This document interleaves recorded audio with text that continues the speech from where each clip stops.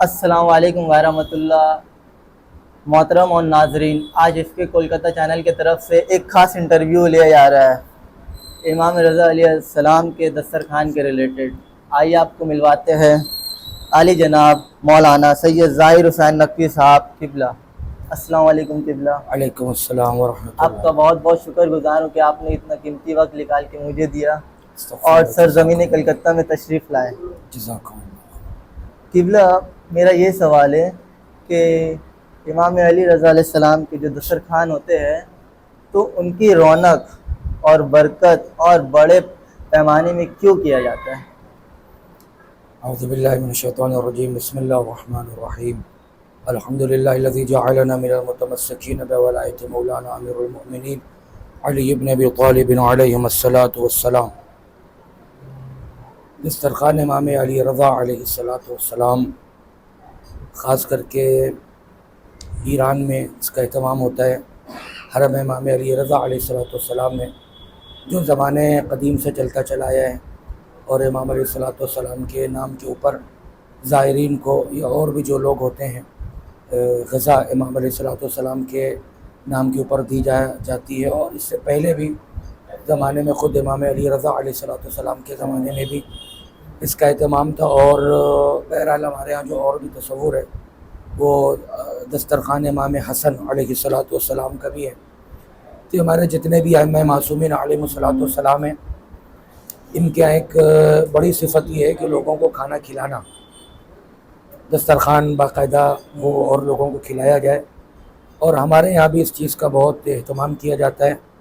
روایات اور حدیث میں، کتاب کافی میں، وسائل میں، تہذیب میں اور بھی کتابوں میں اطعام المؤمنین کے نام سے پورا چیپٹر ہے کہ لوگوں کو کھانا کھلانا۔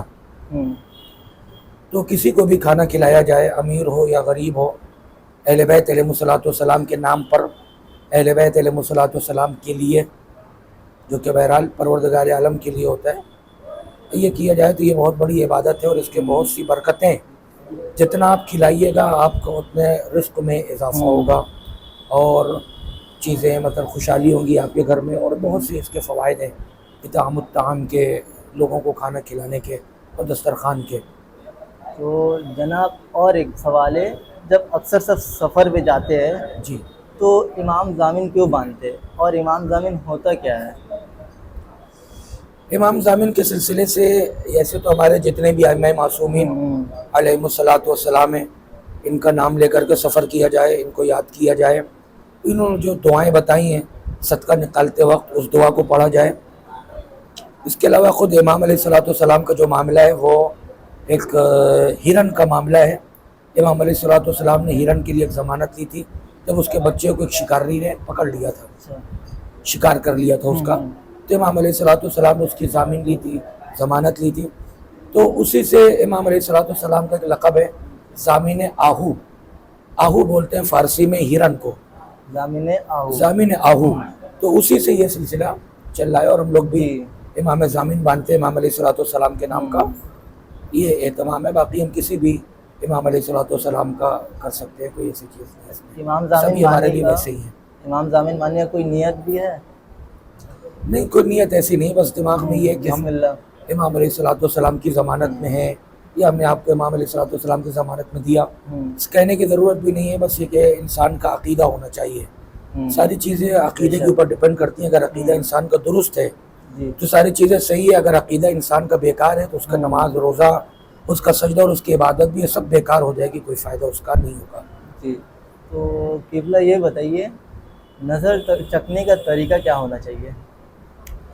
نظر چکھنے کا طریقہ دیکھیے یہ ہے کہ ایسے تو یوں تو جو آداب دسترخوان ہے، چیزوں کی رعایت کرنی چاہیے، جو کھانا رکھا ہے، اور بہتر یہ کہ جو انسان کے سامنے ہو اس چیز کو اٹھائے، آگے بڑھ کر کے اور کسی کے سامنے سے اس طریقے سے چیزوں کو نہ کرے، تو بہت ہی مطلب۔ اور جب چونکہ ہمارے یہ جو کانسیپٹ ہے نظر کا، یہ بر صغیر میں ہندوستان اور پاکستان میں زیادہ ہے۔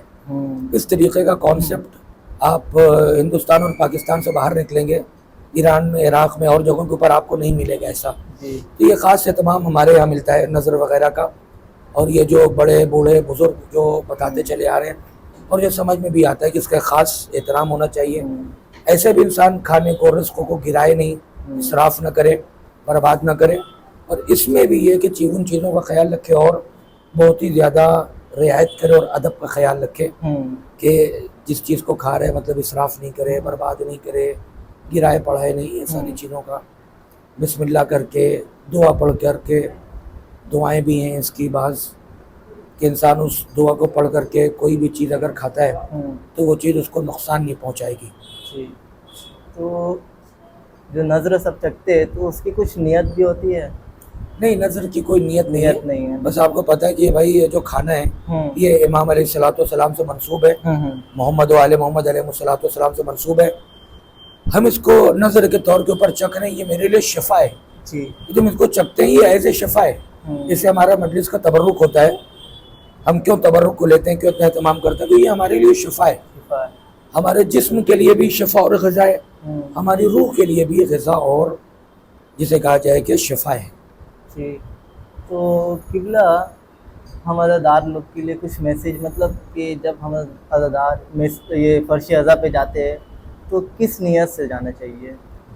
فرش اعضا کے دیکھیے آداب میں انسان بہرحال نیت اس کی ہونی چاہیے, منہ سے کہنے کی ضرورت نہیں ہے. قربتاً الی اللہ, جو بھی کام کر رہا ہے سب اللہ کے لیے کرنا چاہیے. جی. نماز, روزہ, عزاداری, مجلس, ماتم, جلوس, ساری چیزیں فرش اعضا کے اپنے آداب ہیں. آپ کو کس طریقے سے بیٹھنا ہے, کیسے بیٹھنا ہے, اپنے دائیں بائیں آگے پیچھے والے کی رعایت کرنا ہے. جب آپ فرش اعضا کے اوپر بیٹھیں تو بہتر تو یہی ہے کہ انسان اگر باوضو ہو کر کے بیٹھے تو اس کو ایک الگ سے بھی ثواب ملے گا. نور کی بارش ہوگی اس کے اوپر, بہت سی الٹی سیدھی چیزیں ایسے بھی اس سے دور ہو جائیں گی. اس کا خیال رکھیں کہ فرش اعضا کے اوپر بیٹھے جہاں پر انبیاء, ملائکہ, معصومین علیہ الصلوۃ والسلام بھی تشریف لاتے ہیں. ان کی ساری چیزوں کی وہ رعایت کرے, آداب کا خیال رکھے. مجلس میں جو چیزیں پڑھی جا رہی ہیں اس کو غور سے سنیں, بہت ہی غور سے سنیں. اور اگر پڑھنے والا انسان ذاکر, خطیب, عالم جو بھی ہے, اگر وہ اہل بیت علیہ السلام کے فضائل بیان کر رہا ہے, ان کے کمالات بیان کر رہا ہے, ان کی تعلیمات, اصلاح معاشرہ, امر بالمعروف نہی عن المنکر جو اہل بیت علیہ الصلوۃ والسلام نے بیان کیا ہے, اگر وہ چیزیں ہیں تو اس کو سننا بھی چاہیے, عمل بھی کرنا چاہیے, اس کے تائید بھی کرنی چاہیے. لیکن اگر اسی ممبر سے ناحق بیان کیا جائے, ناحق کیا ہے, مثلا انسان ممبر پہ آئے اور آ کے کہے کہ بھائی اہل بیت علیہ الصلوۃ والسلام کے ذکر کی ضرورت نہیں ہے, ان کے فضائل کو آپ سائڈ کر دیجئے, اتنی وہ نہیں ہے. آج کام کی بات کریے آپ, لوگوں کو ہمیں مثلا ڈاکٹر بنانا ہے, انجینئر بنانا ہے, پروفیسر بنانا ہے. اس طریقے سے بہانے سے بہت سے لوگ کہتے ہیں کہ آپ اہل بیت علیہ الصلوۃ والسلام کے فضائل کو اور ان کے ذکر کو کاٹے. تو یہ انتہائی غلط بات ہے. آپ ڈاکٹر بنانا چاہتے ہو, انجینئر بنانا چاہتے ہو, معاشرے کو بہت اچھا بنانا چاہتے ہو, آپ جو بھی کام کریں گے وہ اہل بیت علیہ الصلوۃ والسلام کے فضائل اور ان کی ولایت کے پرچم کے نیچے کریں گے, ان کے ذکر کے ساتھ کریں گے وہ ساری چیزیں جو انہوں نے کہی ہیں. آپ کبھی بھی اپنے طرف سے دین میں نہ کچھ بڑھا سکتے ہیں نہ گھٹا سکتے ہیں. تو لہٰذا جو ممبر پہ بیان کر رہے ہیں حق, ان کی تائید کرنی چاہیے. جو لوگ ممبر سے غلط بیانی کر رہے ہیں, اہل بیت علیہ الصلوۃ والسلام کے فضائل کو, ان کی ولایات کو کم کر رہے ہیں یا ان کے چیزوں کو, ان کے رتبے کو گھٹانے کی کوشش کر رہے ہیں, تو ایسے لوگوں سے مجلس کے بیچ میں یا مجلس کے بعد ضرور ان سے روک کر کے سوال کرنا چاہیے, تاکہ ممبر پہ جو لوگ جائیں تو پڑھ لکھ کر کے جائیں, کتابیں پڑھ کر کے جائیں یا کتابیں لے کر کے جائیں. ایسے لوگوں کے ساتھ جسے کہا جائے کہ مذاق نہ کریں اور کھلواڑ نہ کریں. جی. تو قبلہ ایک اور میرا کوشچن ہے, جیسے سب عزادار کے لیے, کہ بہت کوئی سوچتے ہیں کہ مجلس ختم ہو جائے اس کے بعد ہم ماتم کرنے جائیں گے, یا مجلس ختم ہو رہی مصائب میں تب ہم جائیں گے, تو اس کا کیا پیغام آپ دینا چاہتے ہیں؟ دیکھیے اس میں بہرحال بالکل واضح سی چیز ہے کہ انسان کو مجلس میں ابتدا سے بیٹھنا چاہیے جب سے ہی مجلس شروع ہو رہی ہو, اور اس میں بہرحال ہم لوگوں کو بھی ایک رعایت کرنی چاہیے. ہم لوگ اتنے لمبے پروگرام کرتے ہیں, جی. مسیح ہوتا ہے, پیشخانی ہوتی ہے, اور بھی بہت سی کئی پیشخانیاں ہوتی ہیں. آج کل کے زیادہ تر لوگ مریض اور بیمار ہیں, جی. وہ کئی گھنٹے فرش اعضا کے اوپر نہیں بیٹھ سکتے ہیں. جی. تو ہمیں اس چیز کا بھی خیال کرنا چاہیے کہ لوگوں کا زیادہ سے زیادہ وقت بچایا جائے اور کم سے کم وقت میں ان کو زیادہ چیزیں دے دی جائیں. اس کی بھی ہمیں رعایت کرنی ہوگی. اس کے بعد جو ہمارے نوجوان ہیں، ماتمی حضرات ہیں، انجمنیں ہیں، ان سے بھی بہرحال گزارش ہے، اور ان کے لیے بھی یہ کہ یہ فرش اعضا کے اوپر بیٹھے، مجلسوں کو سنیں. کوئی اور فرش اعضا کے اوپر بیٹھے یا نہ بیٹھے، لیکن ہماری انجمنوں کا، جوانوں کا فرش اعضا پہ بیٹھنا بہت ضروری ہے. کیوں؟ چونکہ ان کو گھر سے باہر نکل کے روڈ کے اوپر دوسری جگہوں کے اوپر جلوس نکالنا ہے. تو جلوس میں ان کو ایک طریقے سے بتانا ہوتا ہے کہ اہل بیت علیہ السلام کیا ہیں، کیسے ہیں، کس طرح کے ہیں، ان کی تعلیمات کیا ہے. تو جب تک ہم مجلس میں بیٹھیں گے نہیں، ہمیں پتہ نہیں چلے گا. جب پتہ نہیں چلے گا تو ہو سکتا ہے ہم روڈ کے اوپر جلوس نکالیں، وہاں پہ کوئی ایسا عمل انجام دے دیں جو اہل بیت علیہ السلام کی تعلیمات کے خلاف ہو، تو پھر ہم اس میں مشکل میں پڑ جائیں گے.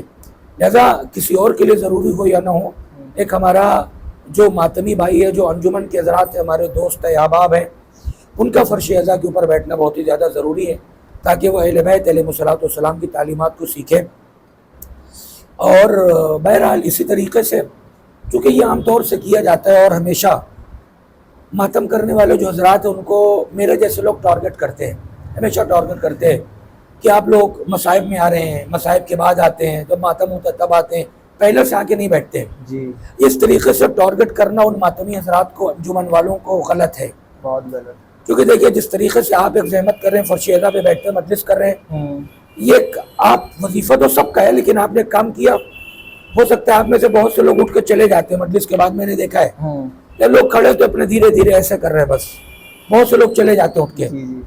اس کے بعد جو آدمی ذمہ داری سنبھال رہا ہے وہ یہ لوگ ہیں، انجمن کے لوگ ہیں، بچے ہیں، نوجوان ہیں، جو بہت بڑی ذمہ داری کو نبھا رہے ہیں اور عزاداری کو پہچانوا رہے ہیں، اور عزاداری کو انہوں نے باقی رکھا ہے.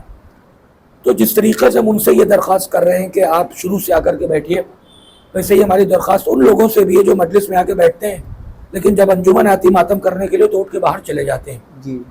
تو ان کو بھی فرش اعضا کے اوپر ٹھہرنا چاہیے، اور ان کو بھی عزاداری میں شریک ہونا چاہیے، اور بچوں کا ساتھ دینا چاہیے، ان کی حوصلہ افزائی کرنی چاہیے.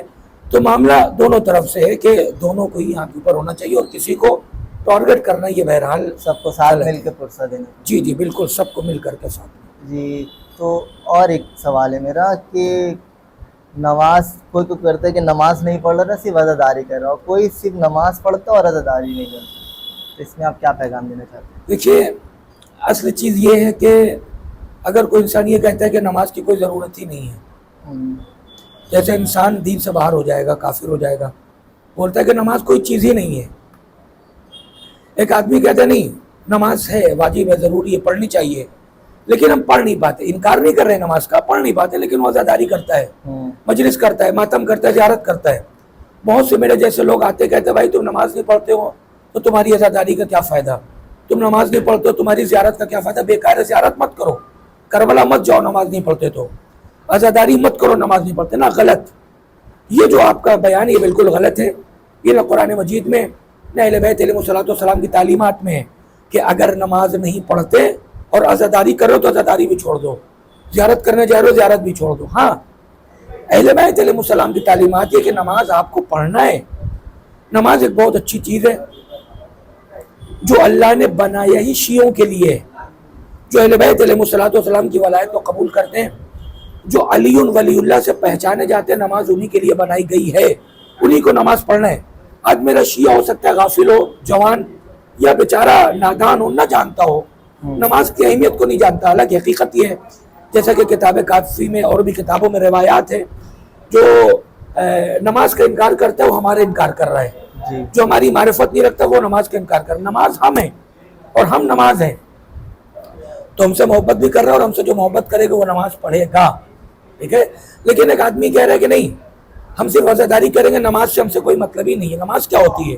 یہ انسان غلط ہے، انسان غلط ہے، اور یہ اہل بیت علیہ السلام کی تعلیمات کے خلاف جا رہا ہے، ٹھیک ہے. تو چونکہ ایسی صورت میں بھی بعض لوگ کیا کرتے ہیں، عزاداری کو ٹارگٹ کرتے ہیں. دیکھیے اور بھی ایسے بہت سے جوان ہیں جو نہ نماز پڑھتے نہ عزاداری کرتے ہیں.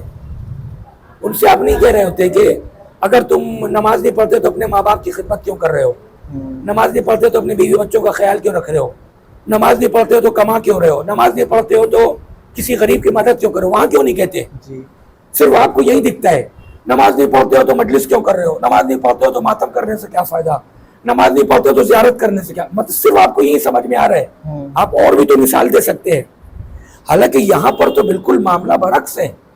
ایک گناہگار، ایک انسان دین سے دور، اگر وہ عزاداری کے لیے آتا ہے، فرش عزا کے اوپر آتا ہے، زیارت کے لیے جاتا ہے، تو ہو سکتا ہے وہ آنے سے پہلے ہرملہ رہا ہو، ہرملہ کے راستے کے اوپر رہا ہو، یہاں پہ آ کر کے وہ ہر بن جائے گا، جناب حر علیہ السلام کو سمجھے گا، سیکھے گا، اتارے گا اپنے اندر.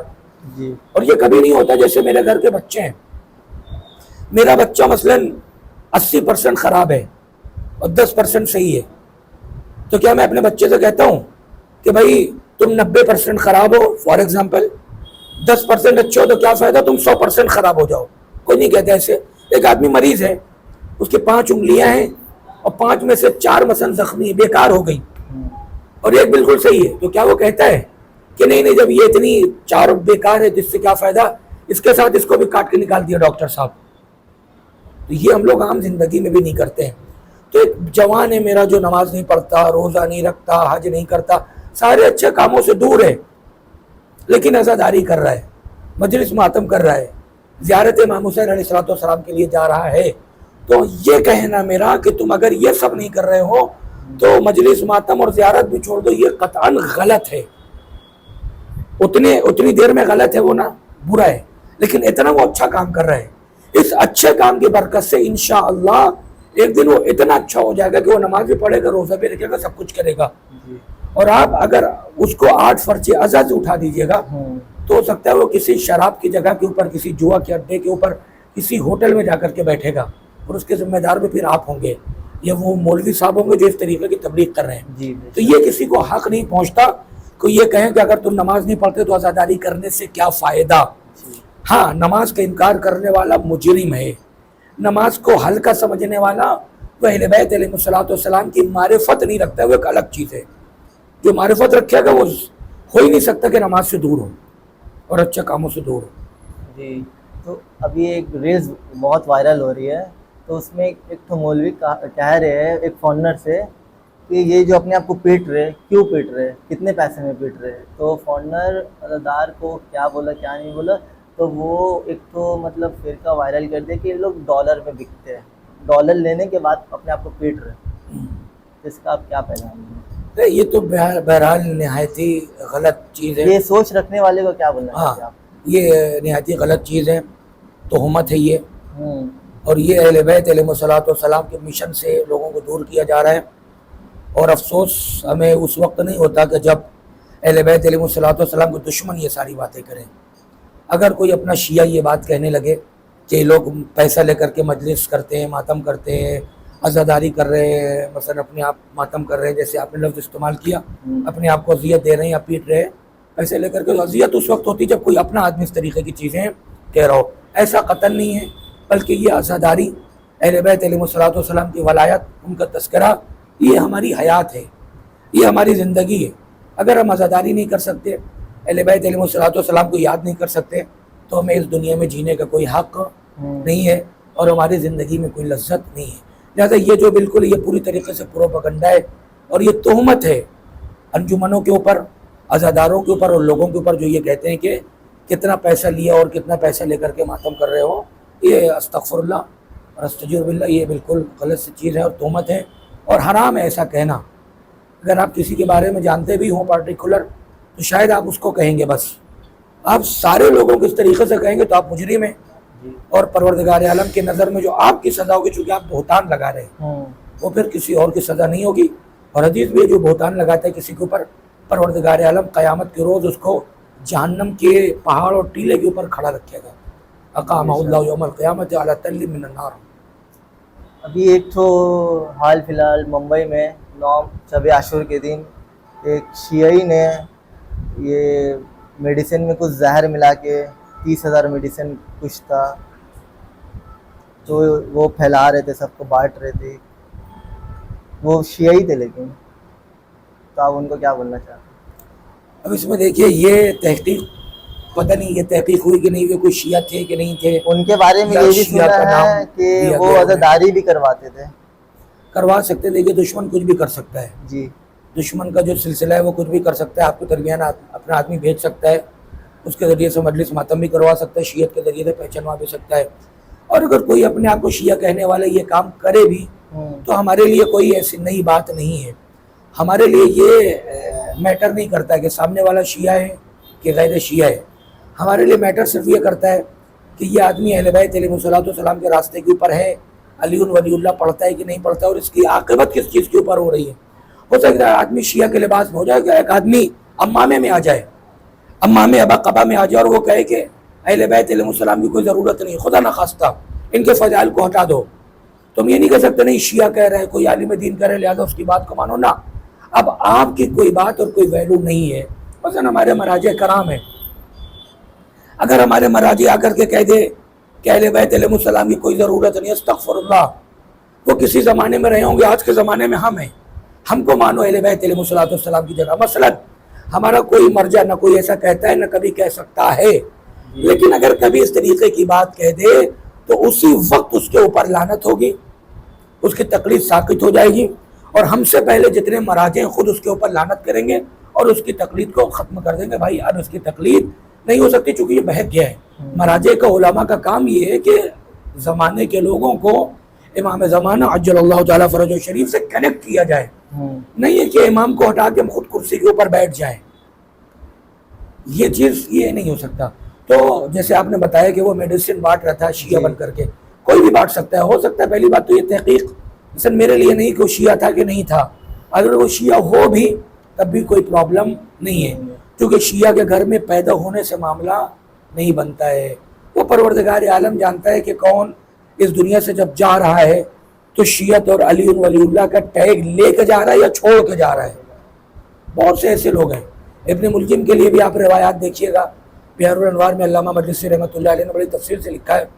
مولا کائنات علیہ الصلوۃ والسلام کا بہت ہی چاہنے والا تھا ابن ملجم, بہت ہی زیادہ, مطلب اس حد تک کہہ رہے تھے مولا اگر میں آپ کو شہید کروں گا تو ایسا آپ مجھے قتل کر دیجئے, نہ میں رہوں گا میں آپ کو قتل کروں گا. اس حد تک ابن ملجم مولا سے محبت کا اظہار کر رہا ہے, لیکن اس نے مولا کے سر پہ ضرب لگا دی. تو ہمارے لیے میٹر نہیں کرتا سامنے والا شیعہ ہے کہ کیا ہے, ہمارے لیے میٹر یہ کرتا ہے کہ اس کا عقیدہ کیا ہے. شیعہ کے گھر میں پیدا ہوا ہے, کالا لباس پہننا ہے, فلاں کر رہا ہے, یا امام ابا قبا میں, ہم سے اس سے مطلب نہیں ہے. اس کا عقیدہ فی الحال کیا ہے یہ ہمارے لیے اہمیت رکھتا ہے. تو کوئی بھی ہو سکتا ہے, کسی بھی لباس میں آ سکتا ہے, ہم اس سے پریشان بھی نہیں ہو سکتے اور ہمیں کوئی میٹر بھی نہیں کرتا. جی, تو یہ ممبر ہے امام رضا فاؤنڈیشن کی طرف سے, تو ان کو کیا پیغام دینا چاہتے ہیں سب ممبر کو؟ ممبران کے لیے اور دنیا میں جتنے بھی کمیٹی ہے اور انجمنیں ہیں, فاؤنڈیشنز ہیں, جو بھی ہیں, ان کے لیے بہرحال ایک اہم پیغام میرا کیا جو قرآن مجید اور اہل بیت اطہار علیہ الصلوۃ والسلام کا ہے کہ آپ جو بھی کام کریے حق کے لیے کریے, اہل بیت علیہ الصلوۃ والسلام کے لیے کریے, ان کی دفاع میں کریے. چونکہ کائنات میں جو مظلوم ترین ذوات مقدسہ یا ہستیاں ہیں وہ اہل بیت علیہ الصلوۃ والسلام, کل بھی مظلوم تھے, آج بھی مظلوم ہیں, قیامت تک مظلوم رہیں گے. آج بھی اگر آپ دیکھیے اہل بیت علیہ الصلوۃ والسلام کے خلاف بہت سے لوگ زبانیں کھول رہے ہیں, سوشل میڈیا کے اوپر ریل بنا رہے ہیں, انسٹا کے اوپر, دوسری جگہوں کے اوپر ممبروں سے بیان دے رہے ہیں اہل بیت علیہ الصلوۃ والسلام کے خلاف. لیکن بہرحال افسوس کی بات ہے کہ میرے جیسے لوگ بھی جو فضائل بھی پڑھتے, ولایت بھی پڑھتے, کھل کر کے ان چیزوں کی دفاع نہیں کر رہے ہیں. حالانکہ ہونا یہ چاہیے کہ ایسے لوگوں کو ڈیبیٹ کرنا چاہیے. آپ اہل بیت علیہ السلام کی توہین کر رہے ہیں, کسی کو بھی امام علیہ الصلوۃ والسلام کے برابر بنائے دے رہے ہیں, امام علیہ الصلوۃ والسلام کی عظمت کو گھٹا رہے ہیں, ان کے فضائل کو کم کر رہے ہیں, ان کے فضائل کو چھپا رہے ہیں. ایسے لوگوں کے اوپر پروردگار عالم نے لعنت کی ہے قرآن مجید میں, جیسا کہ سورہ مبارکہ بقرہ کی آیت نمبر 159 ہے. پروردگار اولئک یلعنہم اللہ ویلعنہم اللاعنون, لعنت ہے ان کے اوپر. تو ان کے ممبران کو بھی اور سارے لوگوں کو میری طرف سے کیا اہل بیت علیہ السلام کی قرآن مجید کی جو ان کے لیے پیغام اور تربیت ہو یہی ہے کہ حق کے لیے کریں, اہل بیت علیہ السلام کے لیے کریں اور ان کے دفاع میں کریں. ایسے انجمنوں کو, ایسے علماء کو, ایسے ذاکرین, ایسے شعراء اور ایسے لوگوں کو بلائیں جو اہل بیت علیہ السلام کا دفاع کرتے ہوں. اہل بیت علیہ السلام کے نام پر, ان کے نام پر صرف پیسہ لے کر کے نہ جائیں, بلکہ جو ان کا حق آج پامال کیا جا رہا ہے اس حق کی آپ دفاع بھی کر سکتے ہوں, تب آپ یہاں کے اوپر آئیے. وہ میں ہوں یا کسی بھی انجمن کا ممبر ہو, فاؤنڈیشن کا ہو, یہ ہم سب کی برابر کی ذمہ داری ہے. نہیں تو قیامت کے دن ہم پکڑے جائیں گے کہ آپ فلاں پروگرام آپ نے کیا اور اس پروگرام سے اہل بیت علیہ السلام کی توہین ہوئی ہے, اور آپ نے جان بوجھ کے ایسے آدمی کو بلایا اور پلٹ کے آپ نے اس سے ایک سوال بھی نہیں کیا کہ مولانا صاحب یا فلاں صاحب آپ نے یہ کیسے پڑھ دیا. تو اتنے مظلوم اہل بیت اطہار علیہ السلام. اور یہ زمانہ بہت ہی پرآشوب زمانہ ہے. میرے جیسے لوگوں کا ڈیفنس ہوتا ہے, میرے جیسے لوگوں کی دفاع ہوتی ہے. میں نے کچھ اگر غلط کہہ دیا اور آپ میرے خلاف کھڑے ہو گئے تو میرے ڈیفنس کرنے والے میرے دوست یار آ جائیں گے. لیکن اہل بیت علیہ السلام کے خلاف منبروں سے بولے میرے جیسے لوگ, امامہ لگا کے, ابا قبا پہن کے, یا شعرا یا خطبہ یا ذاکرین یا کوئی بھی, سوشل میڈیا پورا بازار گھر میں اہل بیت علیہ السلام کی توہین ہو رہی ہے, لیکن دفاع کرنے والا کوئی نہیں ہے. جو دفاع کر بھی رہا ہے اس کے خلاف تہمتیں لگائی جا رہی ہیں کہ بھائی یہ دشمن کے ایجنٹ ہیں, یہ فلاں ہیں, یہ پیسہ لیتے ہیں, ان کی فنڈنگ ہو رہی ہے, پتہ نہیں کیا ہو رہی ہے. بھائی جس کی فنڈنگ ہو رہی ہے آپ جانتے ہیں, اس کو جا کے پکڑیے اور شیعہ قوم سے نکال کے باہر کریے. لیکن ہر آدمی جو اہل بیت علیہ السلام کے لیے آواز اٹھا رہا ہے, آپ اس کے اوپر یہ تہمت لگائیں نا تو آپ مجرم ہیں. اور نہ پروردگار عالم معاف کرے گا, نہ اہل بیت علیہ السلام معاف کریں گے, کیونکہ آپ اہل بیت علیہ السلام سے اور اللہ سے خیانت کریں, خائن ہیں اس کی نظر. تو آپ کا بہت بہت شکر گزار ہوں کہ آپ نے عزادار کو اتنا خوبصورت میسیج دیا. استغفر اللہ. انشاءاللہ آپ سے پھر ملاقات ہوگی انشاءاللہ. جزاک اللہ. صلی اللہ علیہ وسلم.